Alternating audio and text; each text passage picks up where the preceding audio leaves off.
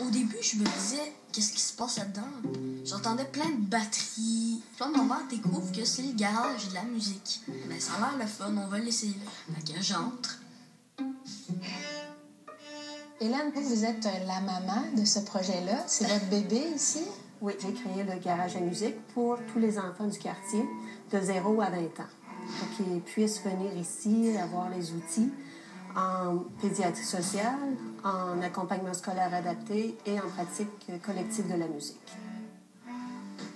Ce sont les enfants qui sont principalement référés par un centre de pédiatrie sociale ou par la clinique qu'on fait ici en pédiatrie sociale ou par l'école ou par d'autres parents ou simplement des enfants qui ont vu le garage à musique, leurs amis leur en ont parlé. Ça a l'air de quoi quand t'arrives ici? Je vais voir dans la salle s'il y a des collations. Je suis Juliette Murphy, j'ai 10 ans et je joue du violon. Est-ce que t'as hâte de venir au garage à musique? Ouais, très hâte. Parce que c'est genre ma soirée la plus cool. Il y a l'aide aux devoirs, plein de gens qui peuvent m'aider. Qu'est-ce que ça t'apporte venir ici au garage à musique? Ben, venir au garage de musique, ça me donne le goût de continuer à l'école parce que je peux avoir des tuteurs proches si j'ai des problèmes avec des devoirs. Puis ça m'apporte des nouvelles connaissances. Je connais d'autres jeunes, je connais d'autres jeunes qui ont des difficultés. Ça me permet de jaser, d'avoir des relations avec d'autres mondes que ma famille puis les personnes à l'école. Puis ça permet aussi de faire de la musique qui n'est pas nécessairement ouverte à tout le monde. Bon, moi, je m'appelle Nicolas Robitaille, j'ai 12 ans, puis je suis unique. 1, 2, 3, go! Je me sens bien quand je viens ici parce que ça me donne une sensation de communauté, d'entraide. Jouer de la musique ensemble, prendre sa place, savoir où se placer, écouter. Ça fait partie d'un des plus bels apprentissages que la musique peut livrer. Ré, mi, ré, si. Je suis fière de pouvoir jouer Sainte Nuit au violoncelle. Puis si je me rends compte que j'ai plus de facilité à écrire à la main avec un crayon maintenant depuis que je fais du violoncelle.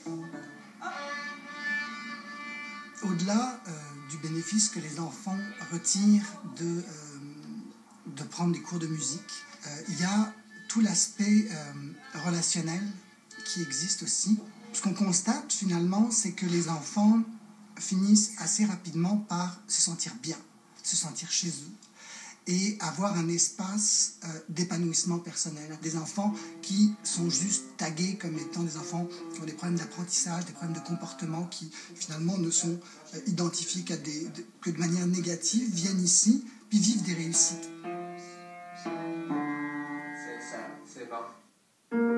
Il va avoir sa maman, puis il va avoir un bébé qui fait des cauchemars. Un bébé qui fait des cauchemars? Ouais, je passe une période difficile dans ma vie aujourd'hui. Quand je viens ici, ça m'aide à sortir tout ce que j'ai de négatif en moi. Ça me change les idées.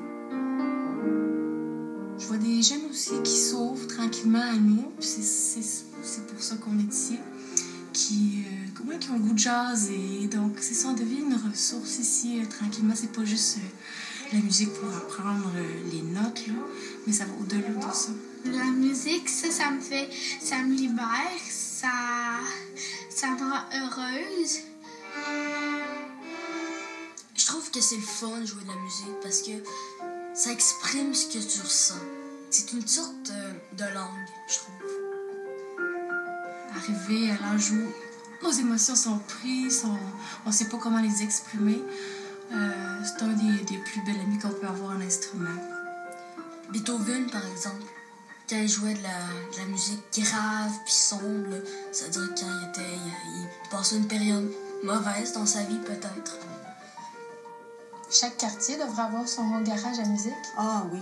Tout ce que j'entends, c'est que c'est un bon projet. On va t'encourager à aller plus loin. Il y a des gens partout qui viennent pour me dire ça. Et ça, c'est de la musique à vos oreilles? Oui. Ben, merci pour tout ce que on nous offre. C'est vraiment gentil. Merci. Ah, ben voilà, vous avez rencontré.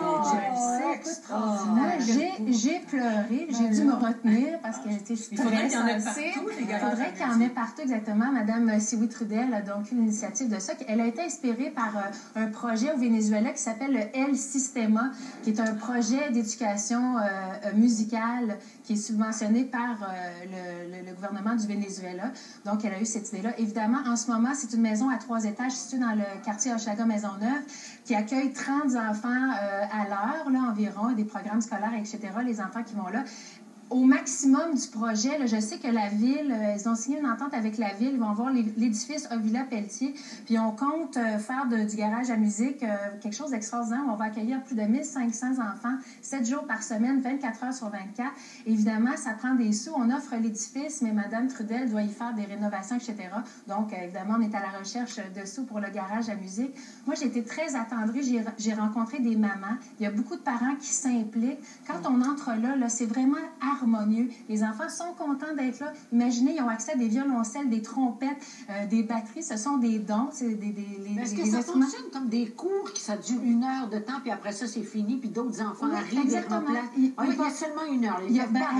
Les enfants arrivent après l'école. Il y a l'aide aux devoirs. Il y a la collation avant tout, l'aide aux devoirs. Ensuite de ça, il y a le cours.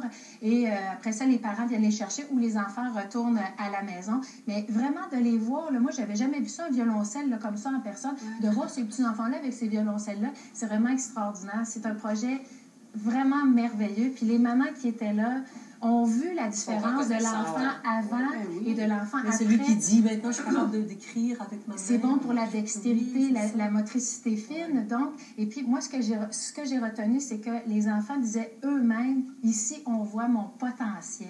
Au lieu de voir seulement le diagnostic en moi, comme à l'école, etc., quand on est un enfant avec un problème d'apprentissage ou de comportement, ici, on voit mon potentiel.